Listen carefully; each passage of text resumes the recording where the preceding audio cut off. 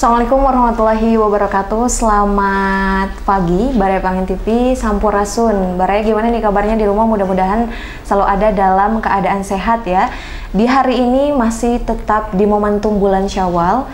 Kita sudah kehadiran narasumber yang sangat luar biasa dari lembaga pendidikan nih. Hari ini kedatangan dua orang yang biasanya kemarin-kemarin yang datang itu yang cantik-cantik ya. Hari ini ada yang segar-segar nih, kita sudah kehadiran. Pertama kita sapa dulu, ada Pak Agus Muslim SPD yang merupakan kepala sekolah dari SMP Terpadu Al Istiqomah. Selamat datang Bapak. Selamat datang. Sehat Pak? Alhamdulillah. Alhamdulillah ya. Dan ada adik manis di sebelahnya Pak Kepsek ini ya, ada Dek Rofi. Dek Rofi sehat? Alhamdulillah. Alhamdulillah ya. Nah Baraya, di program podcast pada pagi hari ini kita akan membicarakan suatu hal yang akan memotivasi adik-adik yang ada di luar sana, tentunya dengan pembahasan yang menyegarkan di pagi hari. Tanpa berlama-lama, langsung saja kita akan ngobrol ya beberapa menit ke depan dengan Pak Agus selaku kepala sekolah dan Dek Rofi di sini. Langsung saja, sebelumnya nih Pak, mungkin ada beberapa orang di luar sana yang belum tahu ya, atau sudah tahu sekali dengan sekolah SMP Terpadu Al Istiqomah. Boleh disampaikan Pak ke Baraya, SMP Terpadu Al Istiqomah ini sekolah yang berada di mana nih Pak? Ya. Assalamualaikum warahmatullahi wabarakatuh. Waalaikumsalam. Terima kasih. Pertama bahwa SMP Terpadu Al Istiqomah yang lokasinya berada di Lewi Budah, Kelurahan Cibunigeli, Kecamatan Bungursari, Kota Tasikmalaya, didirikan atas dasar kebutuhan dari masyarakat, atas dasar keinginan dari masyarakat sekitar dan para alumni pesantren, sehingga berdirilah sebuah lembaga formal yang disebut dengan SMP Terpadu Al Istiqomah, dengan berkeinginan yal-yalnya mungkin mewujudkan generasi yang soleh-solihah, cerdas akalnya, makrifat hatinya, dan baik perilakunya. Nah, mungkin seperti itulah gambaran awalnya. Oke.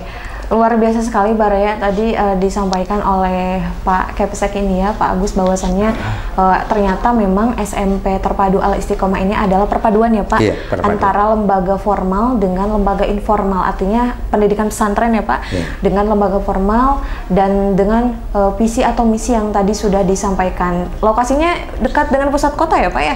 Di Bungursari ini masih kota gitu, kata banget ya Pak? Lokasinya memang masuk wilayah kota, tetapi perbatasan dengan kabupaten di sisi kota saya itu. Dekat dengan Kelurahan Cibunigelis. Oh iya, patokannya di situ berarti ya? Iya, andai kata mau ke sana, cari saja Kelurahan Cibunigelis. Nah, di sanalah ada SMP Terpadu Al Istiqomah. Oke. Gitu. Jadi untuk Baraya yang nanti mau silaturahmi ya Bapak, apalagi dengan setiap tahunnya tuh tentunya suka ada penerimaan peserta didik baru ya Pak. Nah mungkin dari Baraya sekalian yang mungkin ada anaknya yang mau sekolah dari SD ke SMP, itu bisa menjadikan SMP Terpadu Al Istiqomah sebagai salah satu pilihan untuk mengenyam pendidikan ya Pak. Nah dengan adanya tadi menarik Pak, bahwa sekolah ini tuh perpaduan antara pendidikan formal dengan non formal. Tentunya ada program ya Pak di sekolah ini. Boleh disampaikan Pak, programnya seperti apa untuk di SMP sendiri? SMP Terpadu Al Istiqomah ini perpaduan antara pendidikan umum sesuai dengan kurikulum yang dibentuk oleh Kementerian Pendidikan, juga dipadukan dengan kurikulum kepesantrenan.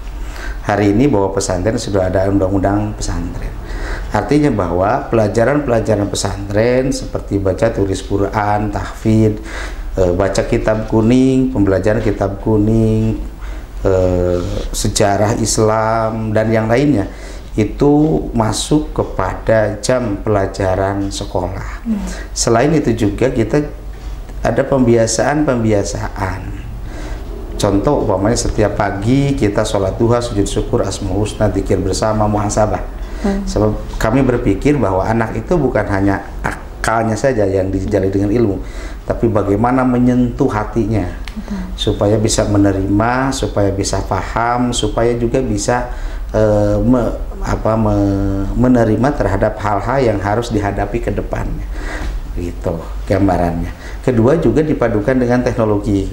Nah, artinya bahwa hari ini siswa-siswi itu tidak bisa lepas dari teknologi. Betul. Komputerisasi, media sosial, dan kita lihat saat ini media sosial ada kalanya disalahgunakan. Yeah. Nah, maka bagaimana kita menciptakan, mendidik, mengarahkan anak didik kita, bukan menghentikan teknologi, tapi mengarahkan penggunaan teknologi terhadap hal-hal yang lebih positif. Artinya membuat konten-konten yang sifatnya pendidikan. Maka pertama, ulangan itu sudah mulai komputerisasi ataupun digitalisasi, membuat konten tugas-tugas sekolah dikontenkan dan yang lainnya itu untuk mengarahkan penggunaan teknologi yang secara positif. Oke. Jadi memang tidak menghilangkan era juga ya Pak. Tidak ya. menghilangkan Sebenarnya era. ini kita sudah di era mau ke 5.0 ya Pak. Itu. Tapi tetap harus ada perpaduan digitalisasi di dalamnya. Jadi anak-anak tetap melek teknologi ya Pak ya. Artinya kreativitas juga ikut terasah. Nah, ngobrol-ngobrol sebelum ke De Rofi ini. Dalam hal ini ketika tadi disampaikan bahwa ada perpaduan dengan pendidikan informal ya atau pesantren, untuk jumlah murid Pak di SMP terpadu ini kurang lebih ada berapa Pak? Memang kalau jumlah murid hari ini kita terbatas setiap tahun itu hanya 2 rombel. Sehubungan dengan keterbatasan sarana dan prasarana. Daripada kita menerima ya hal yang banyak tetapi tidak terurus, hanya satu syaratnya kami jarang menerima siswa pindahan. Nah, kenapa kita tidak menerima? Bukan memutuskan orang mau sekolah di kami, sebab dari awal kita sudah beat, dari awal kita sudah di pola pendidikannya, sedangkan tatkala pindahan kan akan polanya yang berbeda. Nah itu, sehingga jumlah murid sekarang ini hanya 147 siswa. Dan gelombang pertama sekarang sudah ada 55 siswa, baru gelombang pertama. Karena sudah masuk penerimaan peserta didik baru ya Pak ya? Baru 55 siswa yang sudah daftar, dan insya Allah hari Ahad tanggal 20 itu sudah mulai tes kemampuan dan sosialisasi komputer dasar supaya nanti bisa paham tatkala masuk ke pembelajaran basicnya seperti itu. Berarti kalau misalkan ada penerimaan peserta didik baru di gelombang pertama, gelombang kedua akan muncul Pak? Gelombang kedua juga akan muncul. Ada perbedaan sistem nggak untuk di gelombang pertama dan kedua? Gelombang pertama secara sistem hampir sama. Hanya perbedaan nanti dalam tataran pengadministrasian dan tesnya.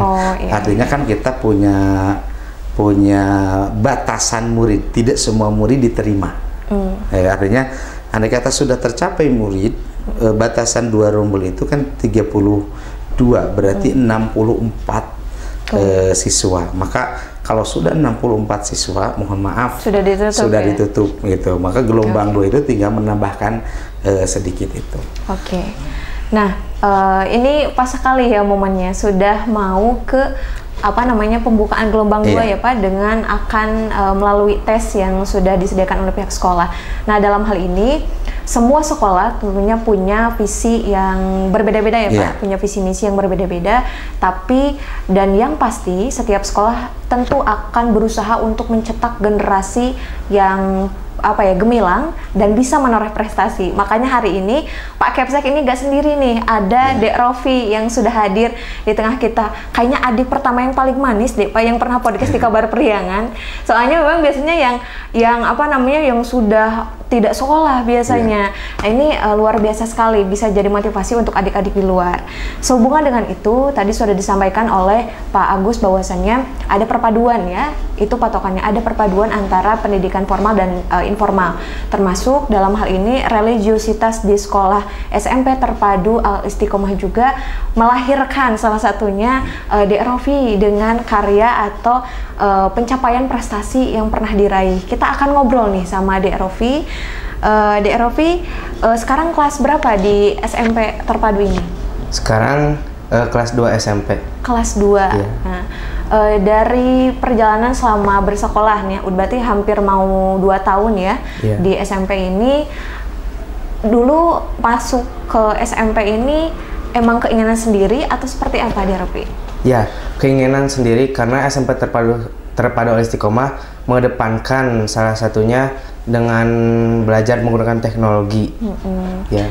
Kalau ekstrakurikuler yang di SMP Terpadu yang Dek Rofi ikut nih apa nih? Saya mengikuti ekstrakurikuler PMR. Dari sana saya dapat wawasan yang luas dan bisa mengikuti lomba-lomba. Nah, bisa mengikuti lomba-lomba. Lomba apa nih yang pernah diikuti sama Dek Rofi selama di sekolah? Saya suka mengikuti Solferino, terus ada Forfis setiap Ramadan ya, setahun sekali. Ya, itu. Terus katanya dengar-dengar dari Bapak Kepala Sekolah ini, Dek Rofi juga pernah menang di juara MSQ ya? Iya. Lomba Musabaqah Syahril Quran. Itu seperti apa lombanya Dek Rofi? MSQ ini kayak gimana? MSQ itu seperti 3 orang, saya pembawa syarah ya. Jadi di MSQ itu kita harus banyak persiapan, kan lombanya bulan Ramadan. Kita harus juga jaga stamina, stamina. Terus kesan ketika mengikuti sebuah lomba itu di tingkat kota, tingkat provinsi atau nasional waktu lomba MSQ? Di tingkat kota. Di tingkat kota. Lolos ke provinsi nggak waktu itu? Tidak. Tidak, nggak apa-apa. Tapi winner kan, tapi menang kan? Nah itu jadi justru yang namanya keberhasilan itu tidak harus selalu dengan menang juara 1 ya Pak. Tapi dengan sudah memenangkan satu event itu luar biasa Dek Rofi. Nah, terus tips and trick Dek Rofi untuk bisa istilahnya apa ya? Bisa mengikuti lomba MSQ itu harus kayak gimana sih untuk adik-adik di sana mungkin yang kelas 1 mau persiapan ikutan tahun depan itu gimana?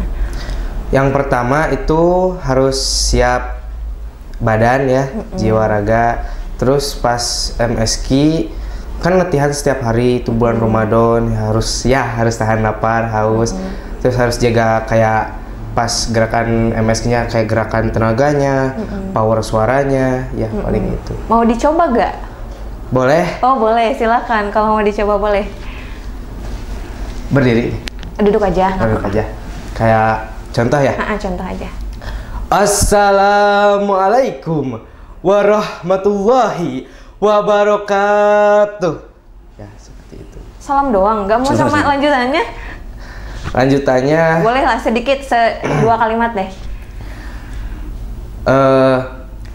All praises belongs to Allah, the Lord of the world, the King of universe. Oke. Luar biasa ya, ini menggemparkan studio ya, karena kita tadi melihat nih Dek Rofi ini di lomba MSQ Musabaqah Syahril Quran, ternyata kurang lebih seperti itu ya. Kalau misalkan di bagian yang dakwahnya ya. Nah, terus dalam hal ini Dek Rofi yang paling suka dari Dek Rofi apa? Emang itu dari cabang lomba MSQ ini sudah menjadi niat awal karena memang suka dengan dunia dakwah kah? Atau memang karena ketika sudah masuk ke SMP Al Istiqomah dapat pendidikan yang bagus di sana, maka Dek Rofi ini jadi suka MSQ. Itu gimana? Iya, pada awalnya memang kurang suka, tapi pas masuk ke Al Istiqomah, saya dilatih untuk public speaking. Jadi ya saya coba-coba waktu 2024 mengikuti lomba MSQ dan 2024 saya juara 3, lalu kemarin saya juara 1, alhamdulillah. Alhamdulillah. Itu di bulan Ramadan ya? Ya, bulan Ramadan. Berarti kayak ini ya, kayak gemar Ramadan ya, biasanya suka ada kayak pramuka gitu ya, ada gemar Ramadan. Oke Baraya, luar biasa sekali. Barusan sekilas ya, kita berbicara dengan Dek Rofi terkait lomba yang pernah diraih oleh Dek Rofi dalam cabang mata lomba MSQ. Dan Masya Allah, dengan usia Dek Rofi yang sekarang berapa tahun? Sekarang 14 tahun. 14 tahun, masih dini sekali, tapi alhamdulillah sudah bisa menorehkan prestasi untuk sekolah ya Pak ya. Nah, kita akan kembali dulu nih Dek Rofi ke Pak Kepsek, ke Pak Agus. Untuk ekstrakurikuler sendiri Pak, tentunya ini menjadi salah satu pendorong ya upaya yang dilakukan oleh pihak sekolah untuk menciptakan siswa-siswi yang punya bakat dan karakter. Nah, itu ada apa aja Pak di sekolah ini? Untuk ekstrakurikuler, bahwa ada beberapa ekstrakurikuler, bahkan beberapa sudah ada yang mencapai prestasi. Pertama ada Paskibra juara kedua tingkat provinsi Jawa Barat. Paskibra. Paskibra. Kedua pencaksilat tingkat kota dan Priangan Timur. Kita sudah menjuarai. Terus juga ada menulis cerita pendek. Juara kedua tingkat nasional. Kita mendapatkan penghargaan langsung dan bukunya langsung dicetak oleh dari pihak Sana, dan kita juga punya buku, hanya tidak di bawah hari ini. Terus MTQ dan yang lainnya, beberapa prestasi, masih banyak prestasi yang kita raih. Kenapa seperti itu? Itu dari pengembangan pembelajaran khususnya di ekstrakurikuler.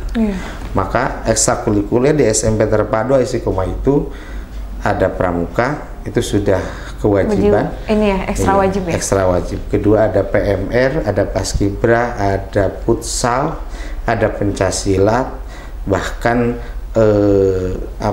ekstra semacam editing video untuk bagaimana menumbuhkan keinginan yang masa kini anak-anak menjembatani hal-hal tersebut.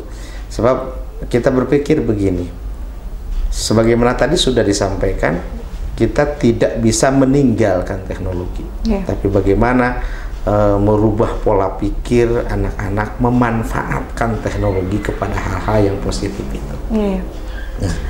Nah, itu mungkin masih banyak prestasi-prestasi yang lain yang memang alhamdulillah berkat bimbingan para guru.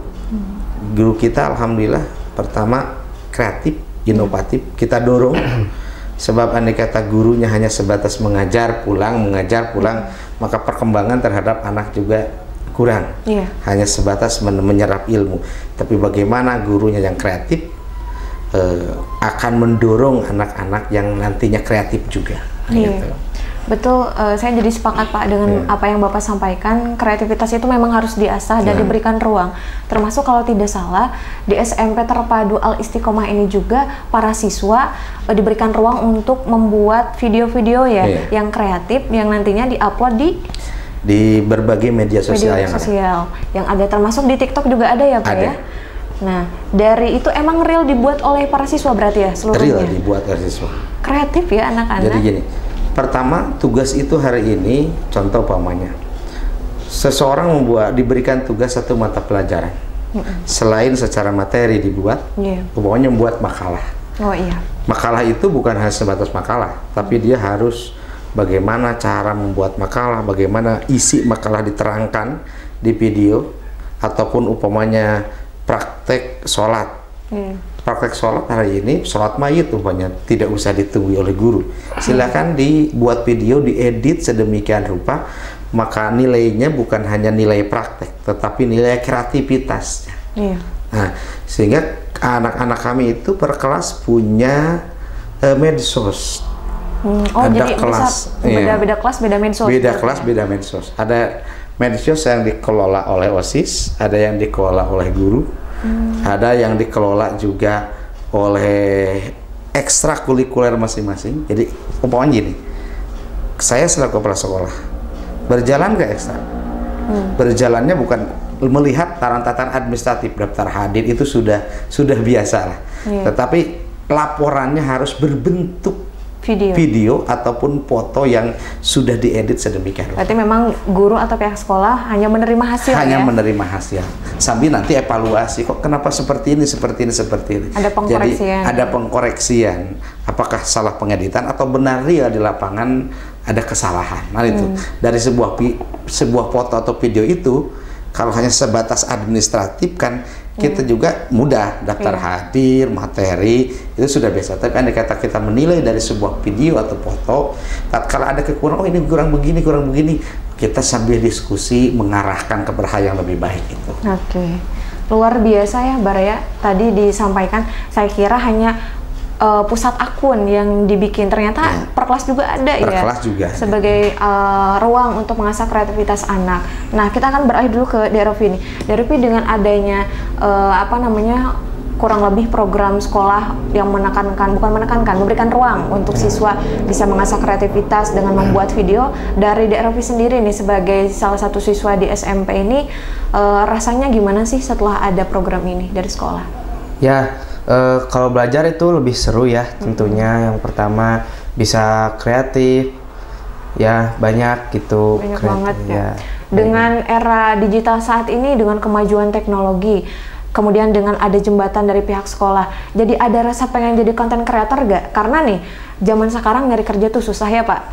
Pertama susah, tapi kita tetap harus cari ilmu untuk pondasi pertama.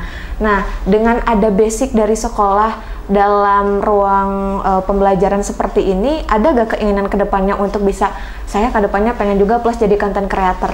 Ada gak? Ya ada, teman-teman saya juga banyak yang ingin jadi konten. Saya juga saya ingin jadi afiliator. Oh iya, di TikTok ya, afiliator. Ya. Oke. Tapi Derofi ada akun medsos juga? Ada. Apa tuh namanya? Siapa tahu di follow. MRGM ya. MRGM. Ya. Oh ini singkatan ya? Ya. Itu TikTok. Ya. Instagram apa? Kalau Instagram sama MRGM ya. Oke. Ada lagi pertanyaan nih sebelum ke Pak Agus. Sehari-hari selain sekolah, Dek Rofi ngapain aja tuh kegiatannya untuk sehari-hari? Untuk sehari-hari, yang pertama sholat duha. Kami di sekolah memang dibiasakan untuk sholat duha, sujud syukur, bimbingan Al-Quran. Sehari-hari juga saya emang terbiasa mengaji, membaca Al-Quran, logat kitab kuning. Ya. Berarti itu sudah menjadi kebiasaan yang dilakukan ya sehari-hari.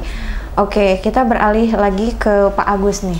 Tadi dengan sudah dibahas terkait pembukaan gelombang pertama yang sudah ditutup, kemudian mau lanjut ke tes, karena mungkin akan ada gelombang 2, kira-kira prosedur atau alurnya seperti apa Pak? Kalau misalkan barangkali di luaran sana, ini pada minat nih untuk ke SMP terpadu, gitu. Gimana Pak? Pertama untuk gelombang 1 memang hari ini sudah ditutup dan tes itu tanggal 20 hari Ahad nanti jam 7.30. Setelah tes kita tahu hasilnya. Tes itu adalah, kita terangkan dulu, tes itu adalah tes kemampuan sejauh mana ilmu yang sudah didapatkan untuk memetakan nanti kelas. Artinya ini sudah keilmuannya sudah segini. Tentu kan seseorang itu akan berbeda-beda. Nanti mapping kelasnya seperti apa. Itu. Kedua nanti akan dibuka juga gelombang kedua. Nah, pada gelombang kedua tetap pendaftarannya 2 alur. Pertama alur offline, mungkin langsung datang ke sekolah dengan melihat bangunan dan melihat perkembangan visi misi dan yang lainnya. Kedua bisa juga jalur online. Sebab kebanyakan contoh yang daftar dari Bandung, yang daftar dari kabupaten, hari ini kebanyakannya daftarnya dari online. Pernah saya wawancari orang tuanya yang sekarang sudah kelas 2, kelas 3, dari mana tahu Al-Istiqomah itu dari mana? Nah, kan kita belum mencapai ke sana semua. Apakah sosialisasi? Rata-rata yang jauh ya Pak? Yang jauh. Jadi kita itu siswa itu ada 2. Ada yang jauh, ada yang dekat. Nah, ada yang mondok, ada yang enggak. Jadi kenapa yang tidak dipondokkan semuanya? Sebab kita juga harus bermanfaat bagi lingkungan sendiri. Kebanyakan yang lingkungan sendiri itu kalau mondok sulit. Nah, tetapi dengan berbagai program di sekolah itu bisa masuk. Ada mabit, ada orang tuanya wajib ngaji 1 bulan 1 kali untuk menyambung informasi dan menyamakan persepsi. Untuk pendaftaran gelombang 2 bisa melalui online. Nah, di online itu kebanyakan lihatnya dari medsos itu. Dari TikTok, dari Instagram, dari Facebook, dari channel YouTube Istiqomah TV dan yang lainnya. Mereka melihat, mengkaji benar enggak, terus dibuktikan ke sini. Sehingga alhamdulillah dari mana-mana bisa daftar ke sekolah lembaga kami. Gitu. Ini bagi yang jauh, yang dekat mungkin tinggal datang ke lembaga, ke sekolah. Hanya mungkin kalau pada pas waktu tes nanti wajib didampingi atau dianjurkan dampingi dengan orang tuanya, sekaligus penyamaan persepsi bahwa lembaga ini seperti ini. Berarti memang alurnya tidak terlalu ribet ya Pak? Ada offline, ada online. Kalau yang jauh biasanya yang online, yang dekat boleh merapat ke sekolah ya Pak ya? Selebihnya nanti tinggal mengikuti tes kalau memang sudah mengikuti pendaftaran di awal ya Pak ya. Nah, dalam hal ini tadi, jadi saya pengen nanya nih, satu lagi terkait yang mondok. Itu kalau dari persenan Pak, misalkan ada sekian persen murid yang rata-rata mondok itu berapa persen kira-kira Pak? Yang murid itu baru 40% yang mondok.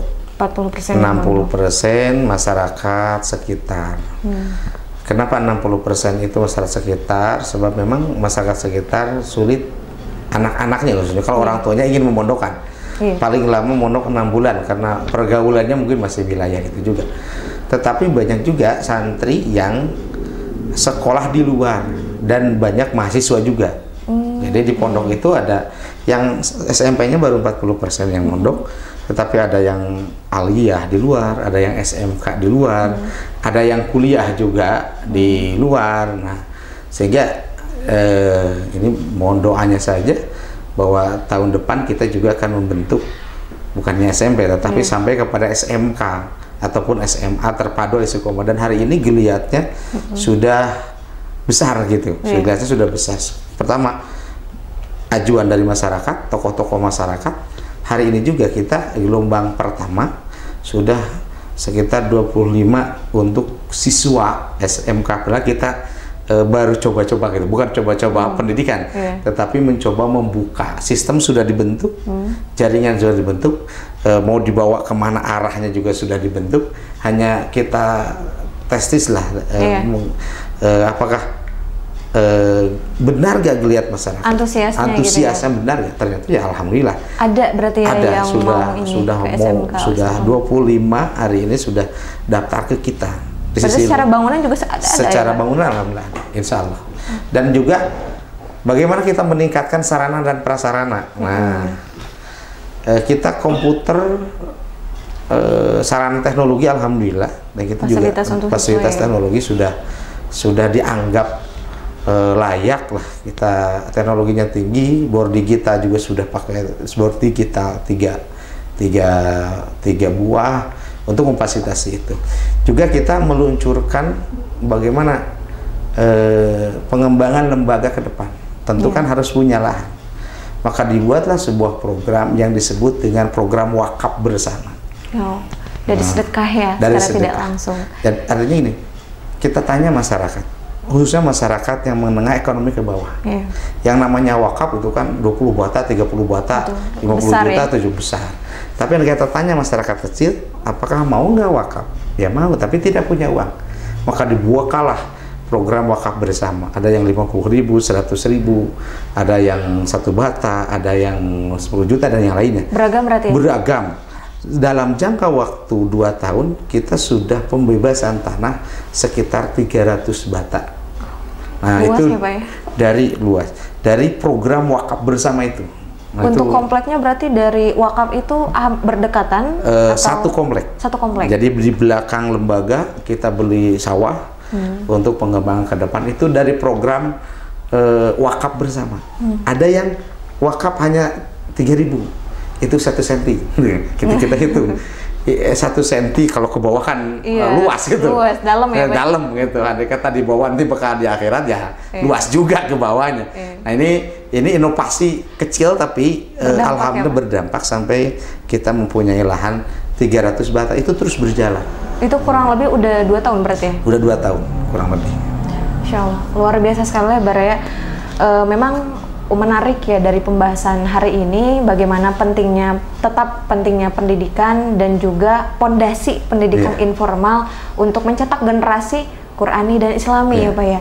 Dan SMP Terpadu Al Istiqomah ini tadi dengan statement dari para masyarakat yang di sekitar ya Pak, khususnya dengan masukan dan saran supaya ada lembaga pendidikan di tingkatan SMK, ternyata dari pihak sekolah membuka gitu, dan alhamdulillah masyarakat ternyata antusias.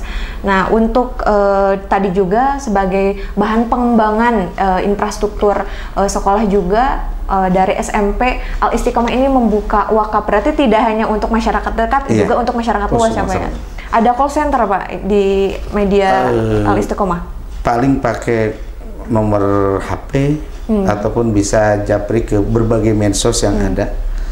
Ada juga dari anggota dewan yang ikutan bersumbangsi, ada juga dari pengusaha, ada di masyarakat sekitar, ada juga dari alumni. Mereka selalu ini, sebab kami lembaga itu berpikir kayak bukan milik keluarga. Betul. bagaimana masyarakat supaya merasa memiliki, bukan melihat nilai uangnya yang kecil. Betul. Tapi bagaimana bahwa saya itu pernah investasi di lembaga ini. Investasi amal, walaupun hanya 50.000, walaupun hanya 3.000, walaupun hanya 2.000, saya pernah wakaf di lembaga ini. Nah itu dampak keinginan kami itu seperti itu, yang akhirnya masyarakat juga bahwa ini lembaga milik kita semua yang harus dipajukan kita semua, dan kami selaku pengelola, selaku pelayan itu harus membuktikan dengan berbagai prestasi. Nah, ya alhamdulillah berbagai prestasi sudah diraih, sampai nasional ada, Jawa Barat ada, Priangan Timur ada, kota ada. Itu untuk membuktikan kepada masyarakat bahwa kita itu ada, walaupun yang namanya juara itu bukan tidak harus selalu satu, tidak harus satu, juga bukan sebuah tujuan. Betul. Kami menekankan kepada anak-anak, kalian tampil itu sudah jadi juara. Betul. Kalian tampil di tingkat kota, kalian tampil di tingkat provinsi, pusat, nasional, tampilnya sudah jadi juara. Adapun mendapatkan prestasi, mendapatkan hadiah, itu adalah bonus dari Allah. Itu bukan satu-satunya tujuan, tapi dengan tampilnya itu sudah menjadi juara. Gitu. Insya Allah sekali lah pembahasan hari ini Baraya berbicara terkait SMP Terpadu Al Istiqomah ini, tentunya bagi saya pribadi ini sudah luar biasa sekali bagaimana sudah ada dampak nyata ya yang diberikan dengan tadi program yang dibuat seperti wakaf bersama. Kemudian ada juga siswa yang memang sudah menorehkan prestasi seperti Dek Rofi ini. Itu merupakan bukti nyata bahwa memang hari ini SMP Terpadu Al Istiqomah adalah sekolah yang bisa menciptakan generasi berprestasi gitu. Dan mudah-mudahan kita doakan SMP ini juga bisa nanti ke depannya lebih berkembang. Amin. Dan untuk Baraya sekalian juga yang kalau mau beramal ya Pak ya, mau berwakaf, bersedekah, itu bisa nanti menghubungi media sosial SMP Terpadu Al Istiqomah, dari mulai YouTube-nya, kemudian TikTok, Instagram-nya juga ada, atau lewat call center juga ada.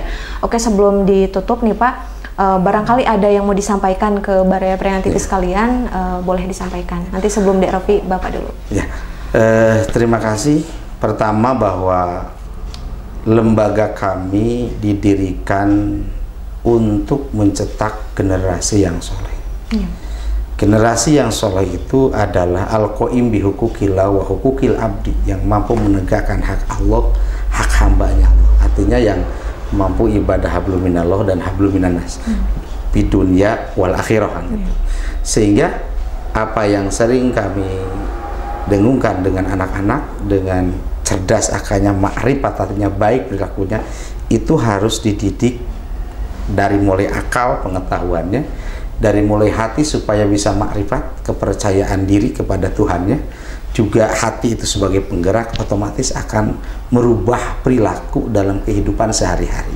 Maka cerdas akalnya, makrifat hatinya, baik perilakunya itu sangatlah penting untuk zaman sekarang. Andai kata hanya mencerdaskan akal, pengetahuannya luas, teknologinya mampu, tapi hatinya kosong, maka akan berdampak terhadap perilakunya yang negatif, walaupun ilmunya tinggi. Tapi andai kata ilmunya tinggi, hatinya baik, keyakinannya, kebijaksanaannya, kesabarannya, rasa syukurnya, mampu menerima terhadap keadaan, mampu berterima kasih kepada orang tua, dan dampaknya kepada perilaku sehari-harinya akan baik. Rasul pernah menceritakan, man arafa nafsah arafa rabbah. Siapa yang tahu akan dirinya, maka akan tahu akan Tuhannya. Tahu yang ada di itu adalah potensi akal, potensi hati, dan potensi jasad. Maka itulah di sasaran kami agar ke depan menjadi orang sukses dan soleh. Mungkin ya. Luar biasa ya, saya serasa mendapatkan apa ya, siraman rohani ya di pagi hari ini gitu ya. Masya Allah sekali. Lanjut ke Dek Rofi, barangkali ada yang mau disampaikan untuk adik-adik yang di luar sana? Boleh. Ya. Yang pertama, kita jangan pernah putus asa. Yang kedua, kita harus berani mengambil resiko karena ya biar banyak pengalaman.